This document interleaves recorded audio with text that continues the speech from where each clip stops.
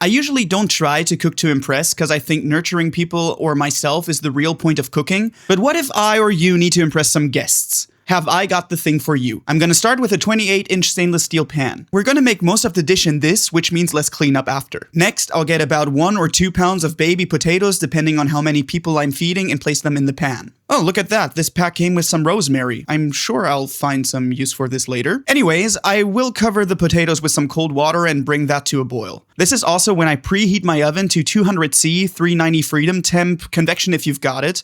While the potatoes boil, I've got ample time to prep my other components.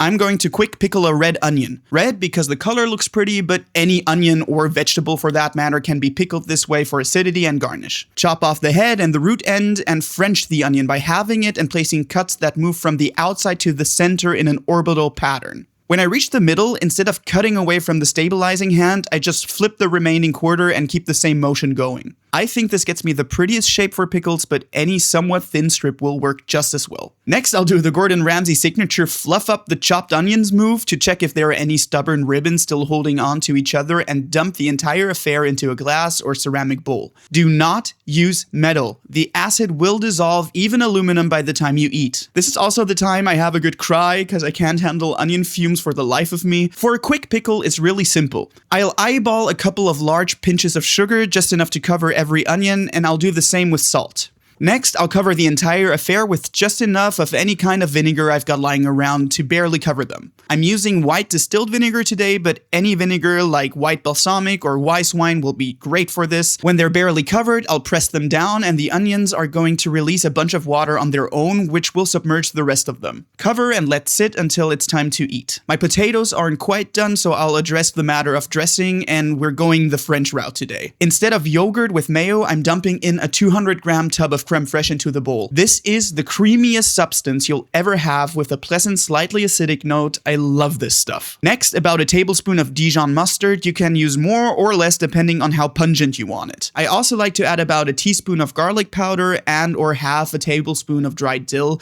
Dried because dill is one of those herbs that barely changes flavor with dehydration and it keeps forever in the pantry. Finally, herbs-wise, I like to add a lot of chives. Their subtle oniony flavor goes really well with potatoes and lifts up the sauce without being overpowering. So much so that I'm reserving about a third of chopped chives for later. The rest goes straight into the bowl, about 2 or 3 tablespoons worth. To freshen this up, I like to add the zest of half a lemon. Don't use too much because it can easily overpower everything else in the bowl. I just run my microplane over it, making sure to leave the white pith behind. That's bitter. And finally, I'll add the juice of half of said lemon, making sure to catch any seeds and reserving the other half for later. I'll give this a quick mix, add in a basic amount of salt and pepper, and taste. It is so important for anybody to taste their food, even when following a recipe. I don't know what exactly you like, so taste and adjust to your liking. This is perfect to me, and by now the potatoes are soft enough so that I can push a fork through them with little to no resistance, which means they're done.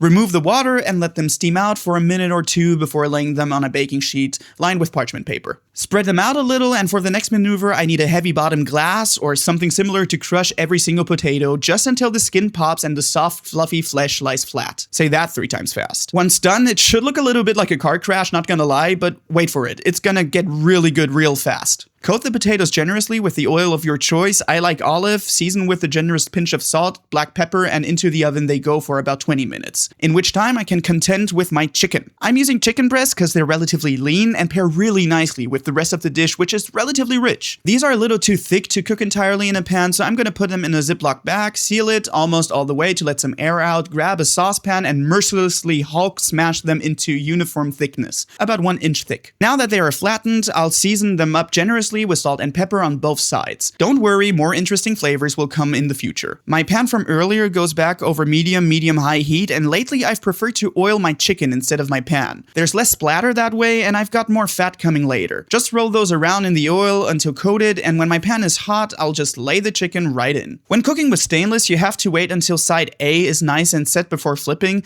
This took about 3 minutes, otherwise this chicken wouldn't release from the pan. Once flipped, I'll add in about 3 tablespoons of butter to baste the chicken in, and haha, I told you I'd find a use for the rosemary. I'll throw that in with the butter to infuse, but this is entirely optional. For the next 3 to 5 minutes, I'll keep basting both breasts until they're firm to the touch, which means the inside is cooked. Remove those to a paper towel to drain the excess butter and rest until the potatoes finish up. It would be a shame to waste all that delicious fond stuck to the bottom of the pan, but I've got a use for it. Watch this. I add about 3 or 4 garlic cloves worth of frozen garlic. You can use fresh garlic to thaw in the remaining butter, and once the first bits of garlic start to brown, I deglaze the pan with about 6 tablespoons worth of honey, just enough to cover the bottom of the pan. I now mix the remaining infused butter and honey, making sure to scrape up every little bit of fond off the bottom to get some roasted flavors. This is optional, but it really balances the sweetness of the honey. About a tablespoon of red chili flakes to make a garlic-rosemary infused roast chicken hot honey.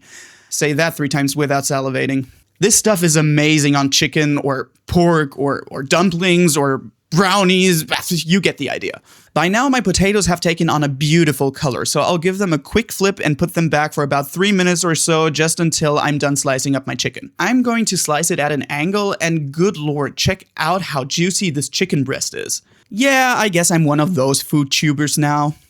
Anyway, slice up the second chicken breast, and any little bits left on the cutting board are little snacks for the chef, aka me. Alright, we're really close. Let's finish up those crispy smashed potatoes.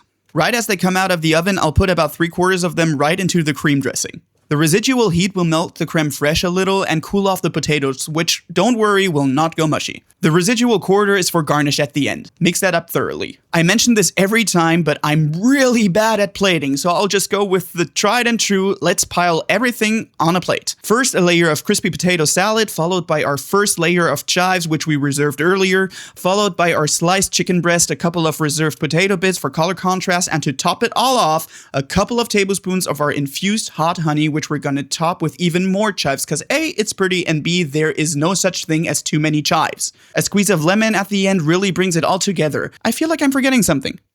What am I forgetting?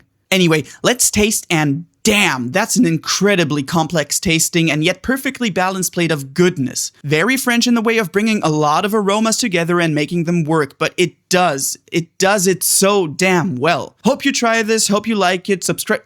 The onions, damn it, I forgot the onions!